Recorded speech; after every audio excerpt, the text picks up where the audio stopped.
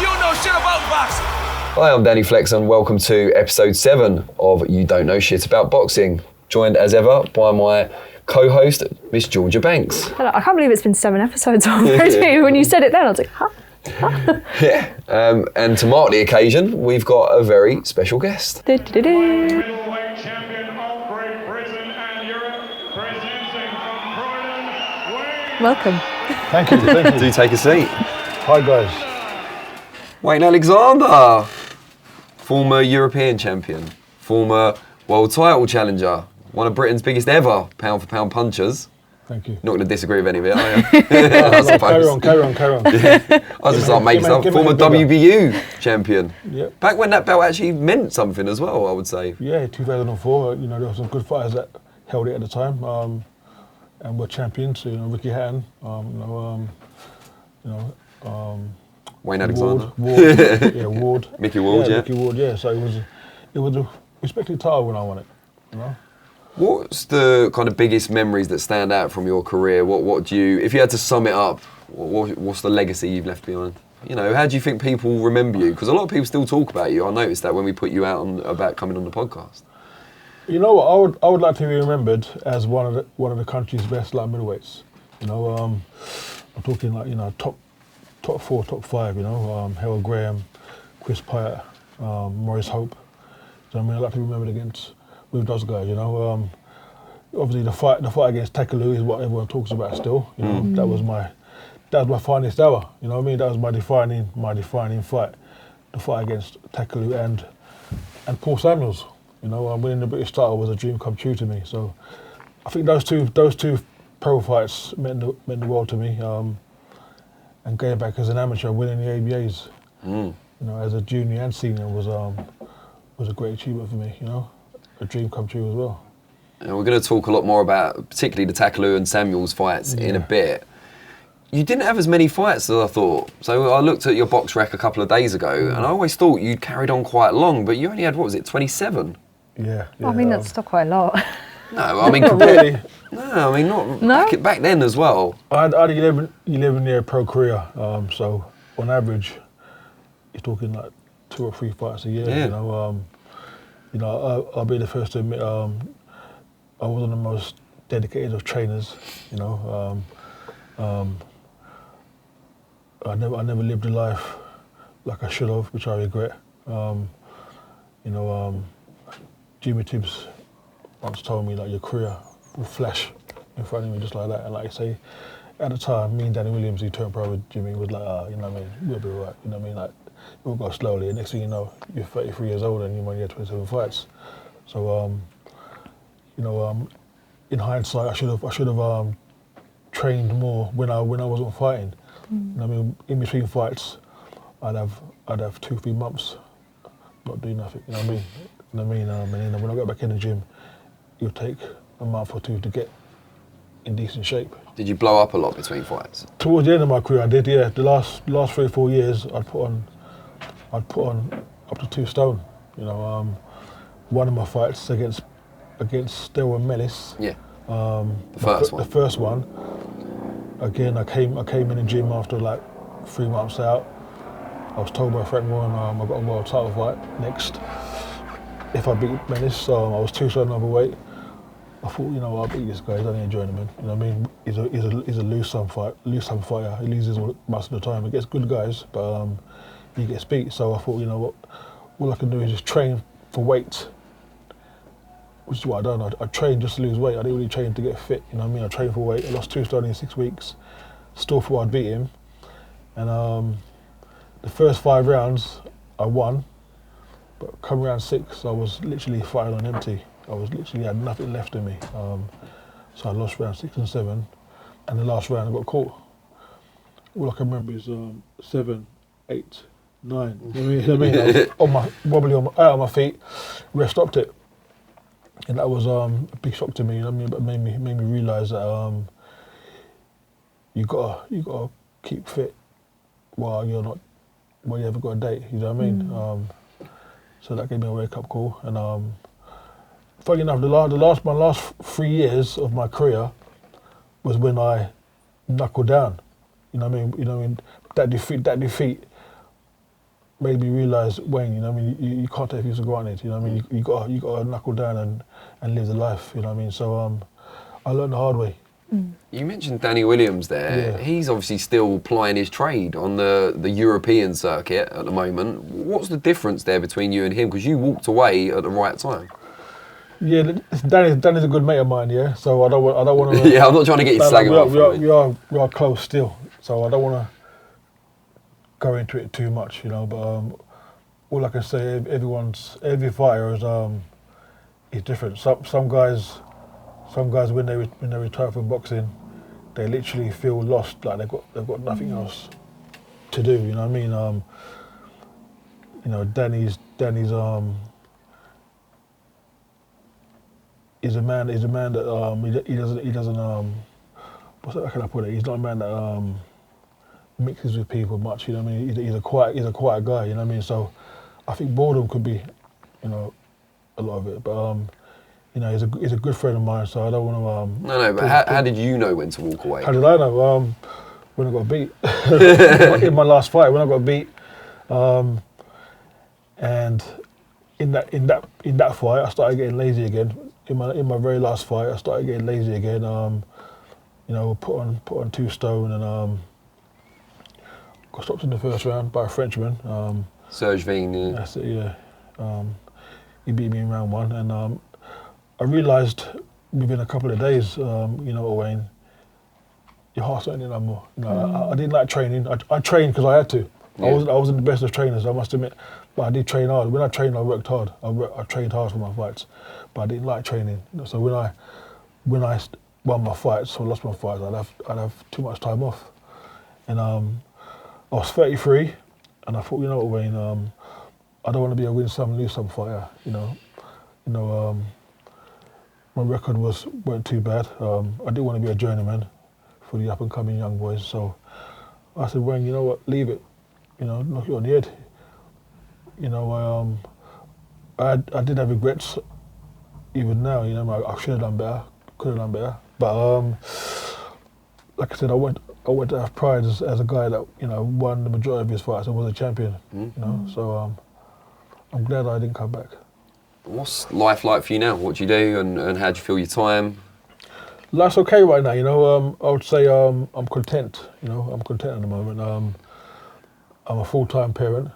You know, my daughter Shania, she's 10 years old. We can see her just off camera. Daddy daycare. That's it, yeah, keeps me out of trouble.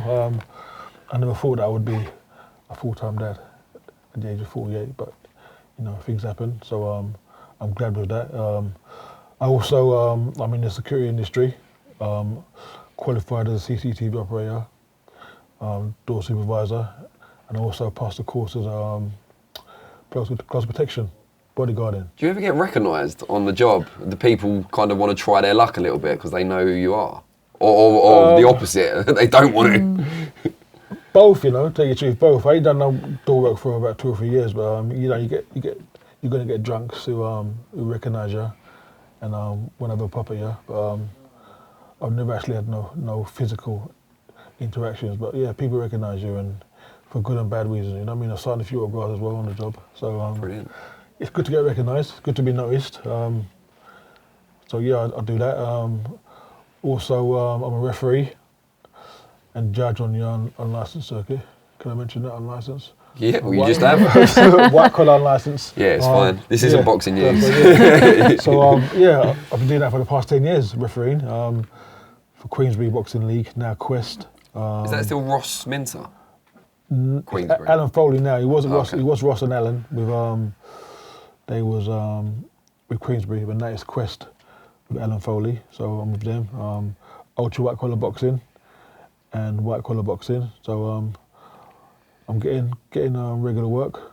You know, the first 5 years, I was the one making phone calls and reaching out to people. But over the past couple of years, I'm getting phone calls. I'm getting dates, which is good. It's a bit like the fight game, really. You know, you go through your apprenticeship. You know what I mean? And now I'm getting recognised and noticed. You don't have to train. That's it. Exactly. Yeah. So now I'm getting recognised and getting noticed. I'm getting phone calls now. So life could be a lot worse. You know what I mean? How often do you watch a white collar fight when you're on the job and think, even now at 48, I could go and do a job on this fella? A lot. I'm not gonna lie. I mean, the standard's not great. I mean, it's all a bit of fun, but it's still boxing. You know what I mean? It's, you know, it's still basically the same rules, but it's about levels, isn't it? You know. So yeah, I mean, most of the guys I think I can handle. You know. Good stuff. Now this week, as well as talking about Wayne's career, we're going to be talking about local bragging rights. There's a big fight, obviously, this Saturday between Joshua BUATSI and Craig Richards, who are both from South London, as is Wayne, native of Croydon, of course, if you heard from the intro. So Wayne, you had a few kind of local rivalries in your career, not kind of as celebrated perhaps as this one, but Delroy Mellis, who you mentioned earlier, fought him twice. He was also from South London. Yeah, he was, yeah. And then Takaloo, although not South London, from Margate in Kent, which isn't a million miles away either. Did that kind of local pride and local rivalry come into things at all with either of those two guys? Yeah, you're right. Especially with Delroy, because we're both from South London. We both know the same people.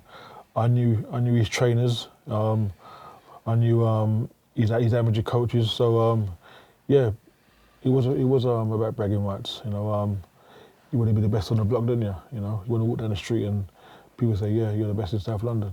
And did that make it harder to take when he beat you? He upset you in the first fight? Yes, it did. Yeah, it made it very hard for me. Like you say, I knew a lot of people that knew him personally. You know what I mean? So yeah, I couldn't wait for the rematch. You know, so it was quite devastating to tell you the truth. But you got to just dust yourself down and get back up and win the rematch. And what about Takaloo? Obviously, that's not so much of a local rivalry, but there was a lot of talk in the build-up, maybe mostly from him, but he was a character for sure. Was that the kind of fight where you were most, I don't know, emotionally involved, most pumped up?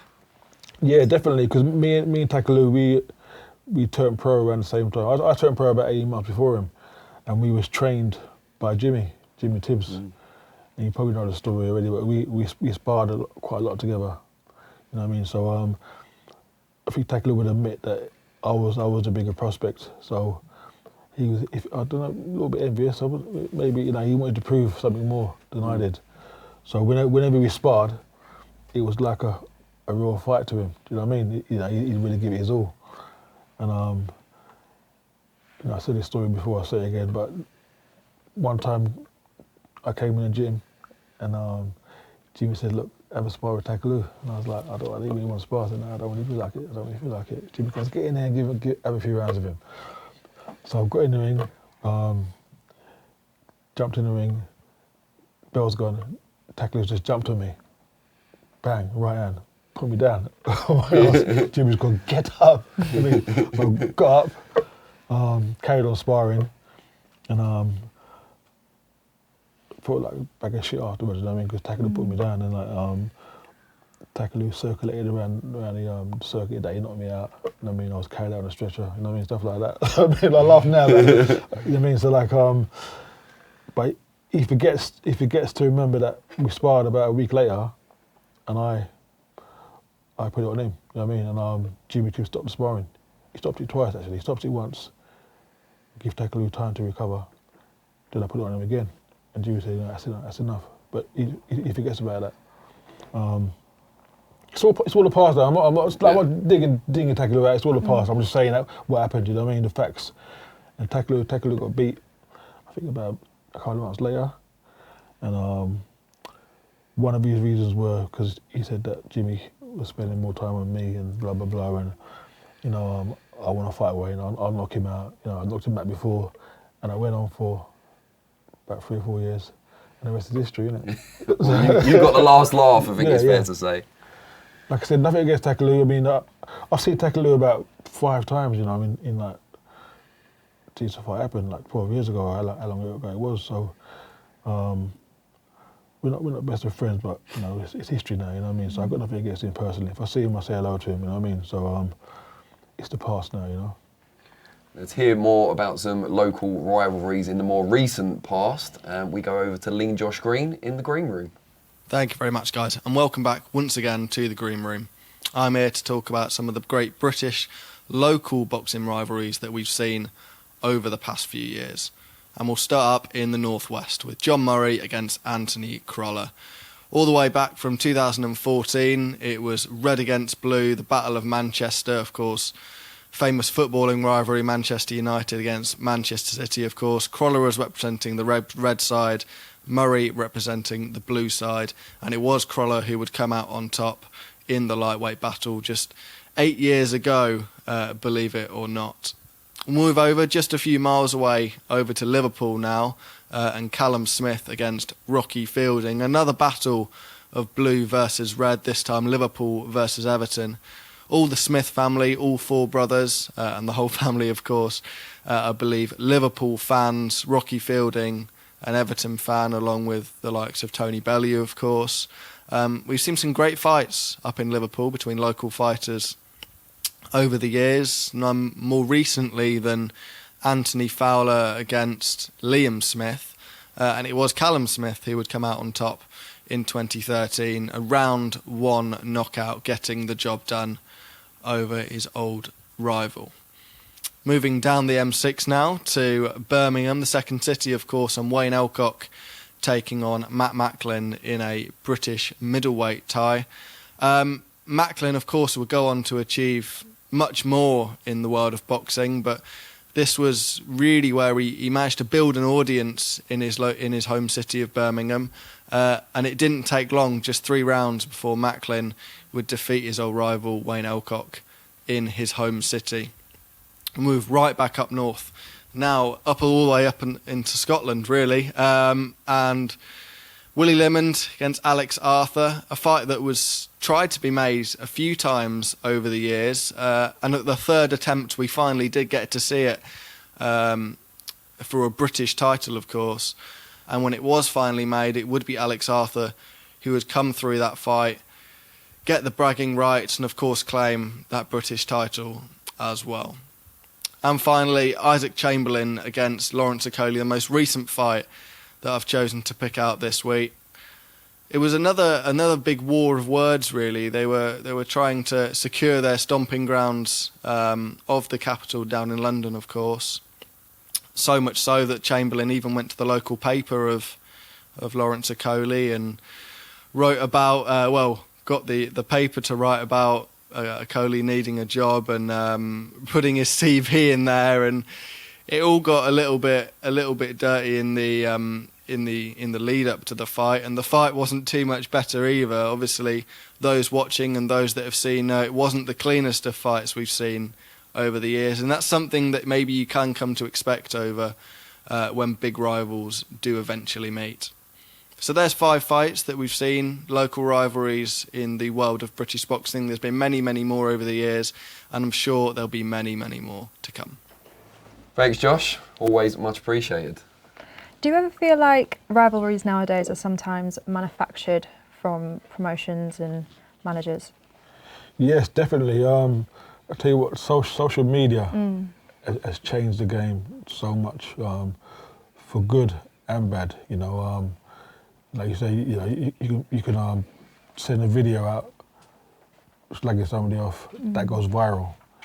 Next thing you know, you got like 2 guys, who've gone viral, arguing around with each other, and so yeah, I believe it can be overhyped a bit now.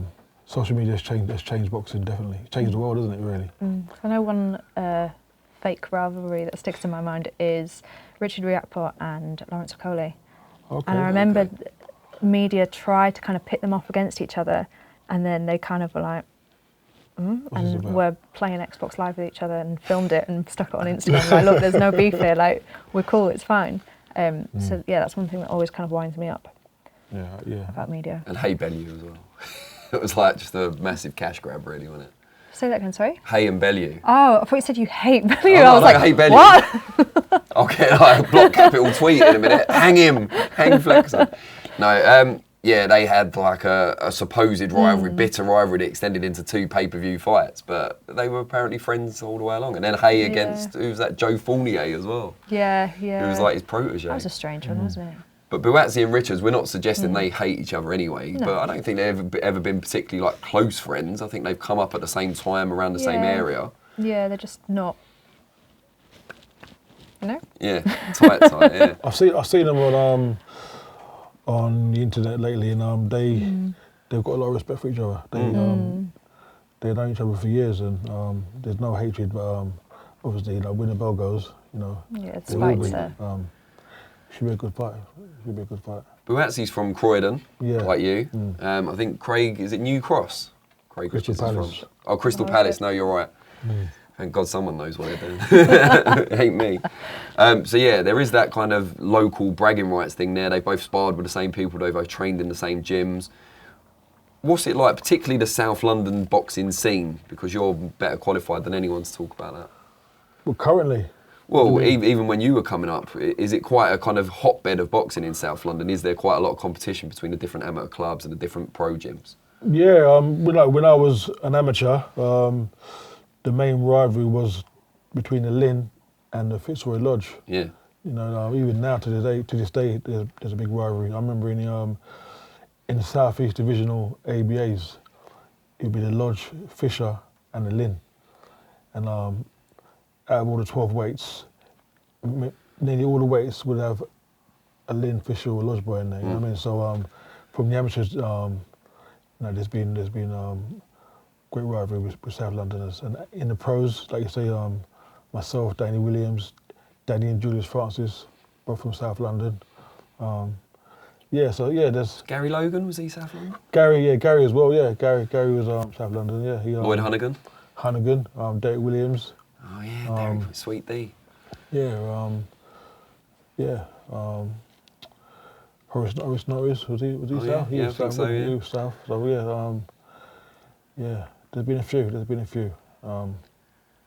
Yeah. And then you've got these two now, as you said, they're showing a lot of respect for each other at the moment. Have you kind of followed their careers? Because it seems very different. Craig Richards kind of come up the hard way, didn't have an extensive amateur career, been in the away corner a lot. And then you've got Joshua BUATSI, come up through the GB squad, Olympic bronze medalist, and kind of always the A side of his shows with Matchroom. They promote both of them, but arguably they've got bigger hopes for BUATSI, or certainly did at the start. Yeah, listen, this fight, I think, is going to be a lot harder than what people suggest. BUATSI is the favourite, but Craig, I think he's had a better momentum over the past year. He's been more active. He's gone 12 rounds with Bivol. I believe that he's going to go points. I picked BUATSI to win it on points, but if Craig was to win, it wouldn't be a big surprise to me either. The pro game's different to the amateurs, and Craig has proven a lot of people wrong, isn't he, on the way. He's beaten a few guys who he was supposed to lose against. So it's a good fight, I believe BUATSI wins it on points, This is a fight where most people are saying the winner will advance to a world title shot, the loser kind of stays around the domestic scene. Is there any fight in your career that kind of makes you think of where it was like, this is your last hurdle and then it's a world title shot? Was there anyone, like a gatekeeper, I suppose? Well, when I was fighting him, who you went into the fight knowing, if I get this right, my next one will be for something really big? When I won the European title, when I beat Piers Miglio, I knew winning the European title that I'd get in the top 10 of all the governing bodies. And the dream fight for me would have been De La Hoya. That was the dream, you know what I mean? So winning the European title meant a lot to me, you know what I mean? Like, I knew by winning that fight you get internationally recognised, you know what I mean? So winning the EBU title was a stepping stone fight for me, for bigger and better things. Stuff. Yeah. We'll be back shortly, but in the meantime, take a look at what BUATSI and Richards have had to say in the build-up to their showdown on Saturday.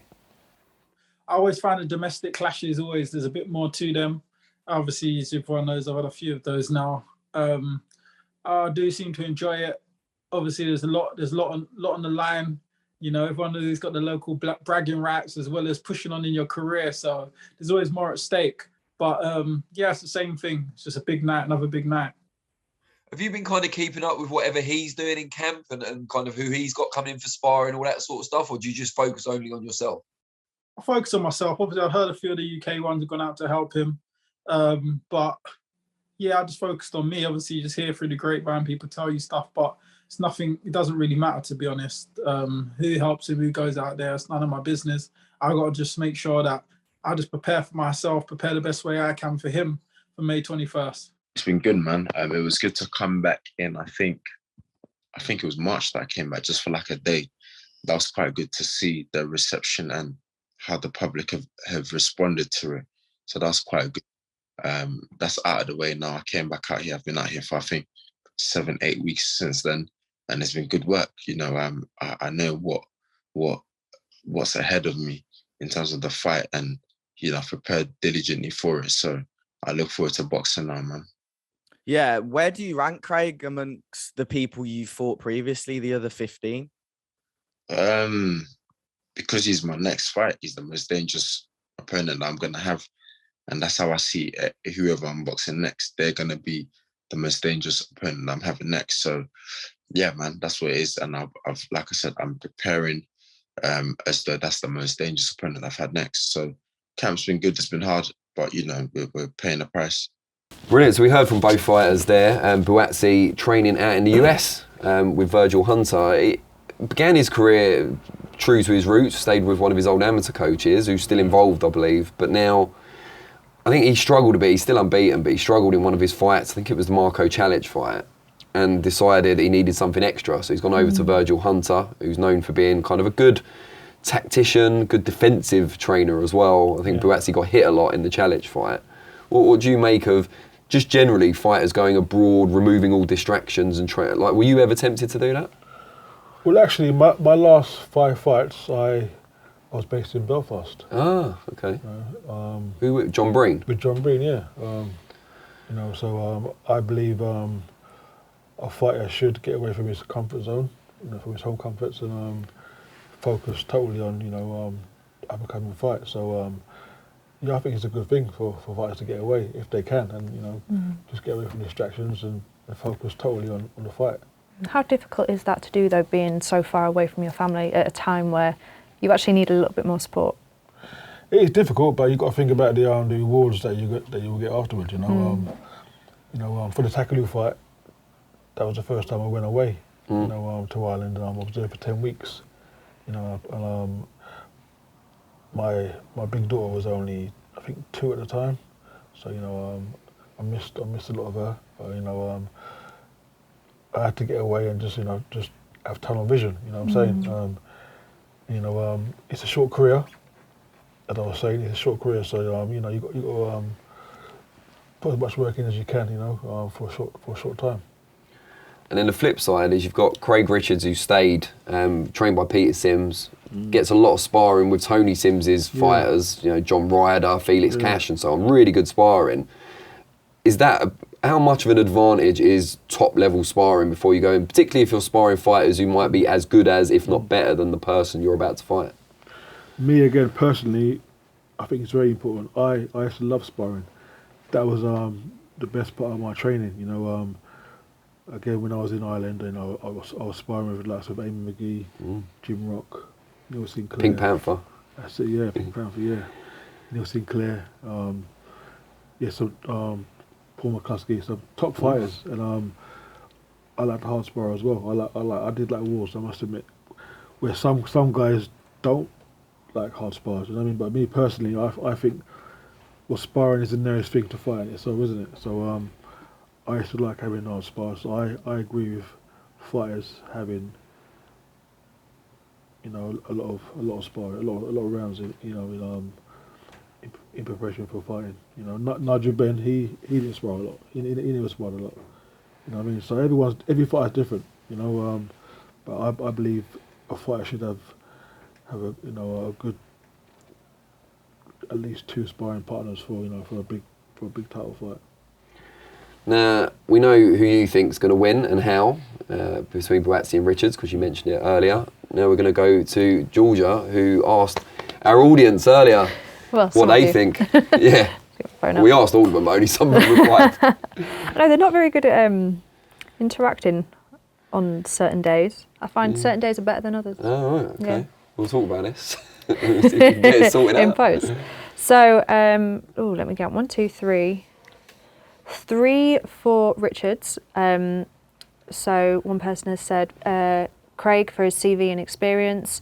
Again, Spider, more experience, been taken to deep waters before and has more in the tank. Richards stoppage. And then we've got 4 for BUATSI, fine margins, just slightly better pedigree than Craig. BUATSI experience, aggression and precision. Spider fights a bit too one pace at times. And then another for BUATSI. So I think Craig fights to the level of opposition. I don't think it's that he fights one pace at times like randomly. I think when he fought, who was it, Chad Sugden, and had that draw, I think it was because it was a late notice change. He thought he'd beat him easily, and he fought down to that level. And that's no disrespect to Sugden, who's a very good fighter. But I think against BUATSI, we'll see the best Craig Richards. I'm not saying that's definitely going to be enough to beat BUATSI, but I don't think he'll be one paced in that fight. I've had quite a few people asking to see. Not asking me, obviously, I've got nothing to do with it. But Spider or BUATSI, whoever wins, against Callum Smith after this, which for some reason, when I think of light heavies, I don't think of Callum Smith. It's because he's only recently moved up, I suppose. But yeah, I'm the same. You always think of like Yard, Callum Johnson, and then those two guys, BUATSI and Richards. And previously Lyndon Arthur, obviously. Yeah. Where is he these days? I have no idea. I mean, obviously he lost to Yard in the rematch, probably taking some well-earned time off, I suppose. But yeah, it's tough for him. Who do we think is the best of the bunch out of the British light heavyweights? We just talked about some of the main runners and riders. Is the winner on Saturday the best, or is it Callum Smith? Is it Callum Johnson? Is it Anthony Yard? Put you on the spot there, Wayne. Personally, I would say BUATSI. I would say BUATSI tips them all as the best. Maybe because he's got the most potential as well, but I believe BUATSI is the number one. BUATSI and then Yard, you know. But like I said to you, if Craig wins this fight, yeah, it wouldn't be a massive shock. I can't see him winning by stoppage. I heard someone say Craig stoppage. No, I don't think so. I think he goes 12 rounds. I think BUATSI's got a chin. Yeah. From what I've seen. I mean, obviously, maybe Richards is the biggest puncher he's been in with, so we don't know, but I think he's got a chin. Who do you think is the best of the bunch? You're going to upset someone. When do I not? My opinion on Yard has completely changed since that rematch. I thought in his first fight, I was a bit like, is this guy the cream of the crop? Is he, you know, how everybody's put into him? And then when he came back for that rematch and he'd worked on everything he needed to work on, he kind of did it for me. BUATSI, I feel like I've not seen him fight in ages. I think, what was it, Fight Camp, the last one he was involved in. Yeah, I'm gonna sit with Yard, to be honest, I think. Okay. Yeah. Now moving on, so I don't have to answer. We've got a lot. Why don't you want to answer it? Because I don't want to upset anyone I'm going to have to interview next week. We've got some great questions for Wayne from social media. They've stepped up. David Lee, who's first from Twitter, he's got 2 for you. He says, I'd be interested to hear his memories of the Paul Samuels fight. It's a hidden classic that doesn't really get enough love. My memories are how hard he could hit. Paul Samuels is without a doubt the hardest puncher I've fought. That was one of the questions I was going to ask you. Yeah. In 3 rounds, he busted my eardrum, he cut me under the eye. You know, all in 3 rounds. That was when we was wearing 8-ounce gloves as well, not 10-ounce like now.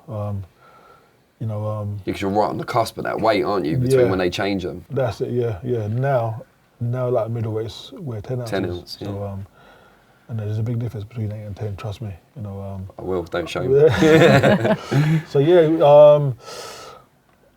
You know, just to build up to the fight, you know, it was such a big occasion, you know, fighting for the British title. You know, Paul was a very good amateur as well. Were you both unbeaten? Yeah, unbeaten. You know, I think Paul was 13-0. I was 13-0, sorry. Paul was 15-0. So, you know, it was a great build-up. And you know, the fight lived up to all expectations, you know. Boxing News called it the British Takaloo and Harry. You know what I mean? It wasn't that good, but it wasn't.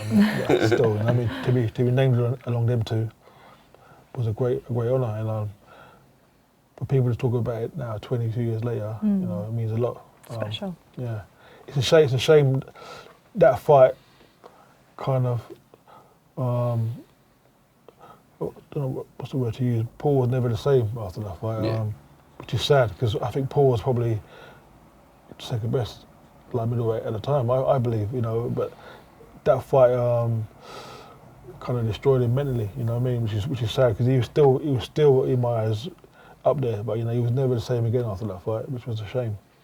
You know. David Lee also asks, what are your thoughts on the light middle scene from around that period? Because there was lots of cracking domestic fighters, but unfortunately a lot of them didn't fight each other. You're kind of the exception to the rule in that you fought Sam Mills, you fought Takaloo, but a lot of the other ones didn't seem to fight each other. It's what everyone was kind of clamouring for. Yeah, I would like to have fought Richard Williams. You know, he was regarded by a lot as the best. He beat me as an amateur in the ABAs. Another South Londoner? Yeah, exactly, yeah, from Stockwell. You know, there was Steve Roberts. You know, he was West Ham, wasn't it, Steve Roberts? West Ham. So yeah, again, you know, there was at the time I think there was rival promoters, wasn't there? You know what I mean? There was about 5 of us with different promoters, so you know they couldn't get along to negotiate the fights, you know what I mean, and get them on. Gary Lockett, Anthony Farnell. Yeah, it's a shame that we didn't get to meet, you know. All right, now Andy White, who's a regular on this show, almost as much as Georgia and I. He says, you had it all, show real power, great trainer, you were a rising star. What, if anything, went wrong, and what advice would you have for young up-and-coming boxers now? Well, I think I said before, you got to live the life, you know what I mean? Like, even when you're not, when you haven't got a fight date, even when you haven't got a date for a fight, you got to take over and, like you say, you know, live like an athlete. You know what I mean? It's a short career. So yeah, I believe if I'd kept in training, you know, all the time, all the year round, I would have been more active. You know what I mean? And I would have been a better fighter. So yeah, inactivity is, you know, is one of the worst. A big curse for any athlete. So I think with me, if I'd put more effort into staying focused, into training, you know what I mean? So yeah, is that what we said what went wrong? Yeah, and what advice would you give to up-and-coming boxers? Which I suppose is similar, isn't it? Keep training, stay in the gym, you know, keep taking over, you know, even if you haven't got a date, always keep training. I mean, it's a hard sport. It's so hard. You know what I mean? To say that, especially when you're a young guy in your 20s and all your mates are going out, and you know what I mean. And you know you've got to stay in and live a certain way. So it's so hard. But that's why most of the great fighters are great. Like, you know, Mayweather's and stuff. People like him, you know, who just train constantly. So. Yeah, we got one from I Am Stephen on Twitter. He says, "Who's the best coach in boxing ever?" Which is quite a broad topic, of course. Ever? Well, I wouldn't say one particular. You know, I had 2 great coaches in Jimmy Teems and John Breen. You know, who were proven to be great trainers. You know, I mean, over time, obviously Emmanuel Stewart. You know, he has to be up there as probably, he's probably rated as the best, isn't he? Like one of the best over the past 34 years. And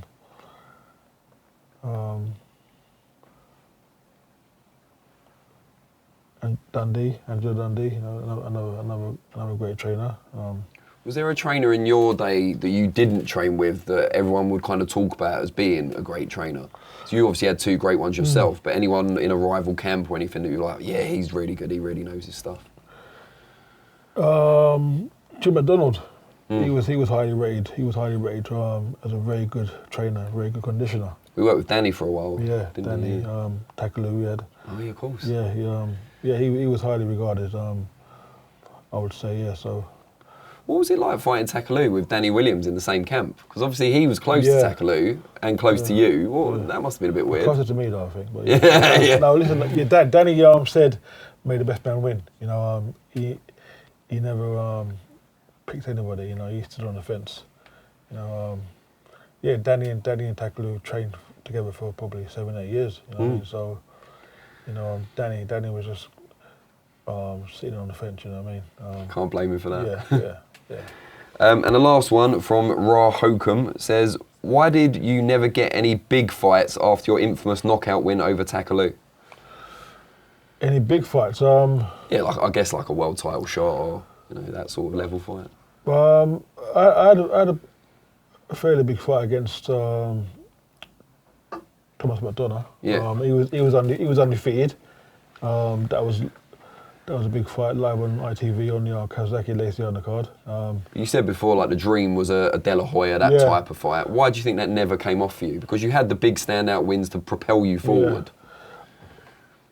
I lost my last fight, which was a big shock. And in saying that, I was number one contender for the WBO middleweight title against. You remember Harry Simon? Remember Dizindruk? Yeah, Sergei Zinzruk. That's it. Yeah, I was going to fight for the WBO middleweight title in 2007, and I lost my last fight. You know, and if I'd won that WBO title, I would have been in there with the mix with the top boys. So do you think the Harry Simon shot came too early? Yeah, in hindsight, it came too early. Yeah, it's a fight which I don't regret taking. I had nothing to lose. And short notice. Yeah, 24 hours. 24 hours notice. It's mad. I mean, over 20 years ago, I had nothing to lose. And actually, by losing that fight, by putting up a good performance, got me higher ranking in the EBU. So I got a European title shot the following year. So it made me a better fighter as well. You know, losing against somebody like Harry Simon, who was in the mix there with, I guess Winky Wright. He beat Winky Wright, didn't he? Trinidad, you know. It was an honour to fight Harry Simon. You know, he made me a better fighter. And I still speak to him now, funny enough. We still speak on WhatsApp and that. Yeah, he could have done better, couldn't he? You know what I mean? But he had that big break, didn't he, in his career at the wrong time, I guess, for him. Yeah, a couple of unfortunate incidents. You know, you need a bit of luck in the game as well. You know what I mean? It's not always the best fighters that make it. That's the truth as well. You need a bit of luck. Now, not content with popping Wayne's podcast cherry, we will soon be escorting him, or Georgia will, to the hot seat, where he can take on a different line of questioning. Wow. Light middleweight champion of Great Britain and Europe, presenting from Croydon,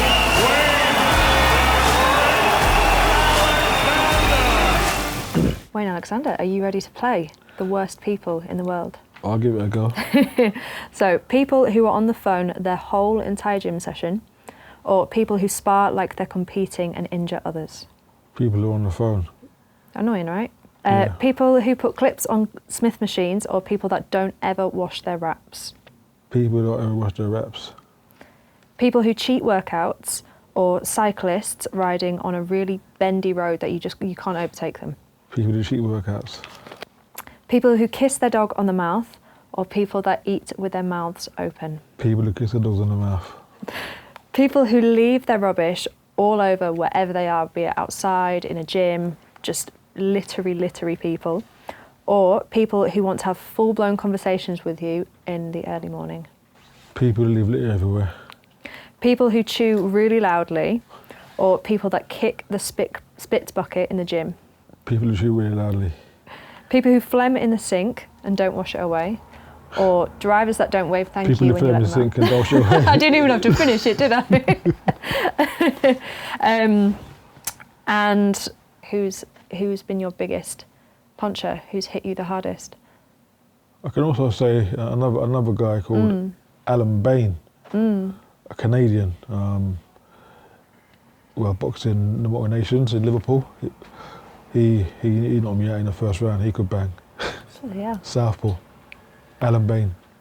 Well, Alan, well done. You made it to the hot seat. Thank you very much. Thanks, Wayne. Light middleweight champion of Great Britain and Europe, presenting from Croydon, Wayne.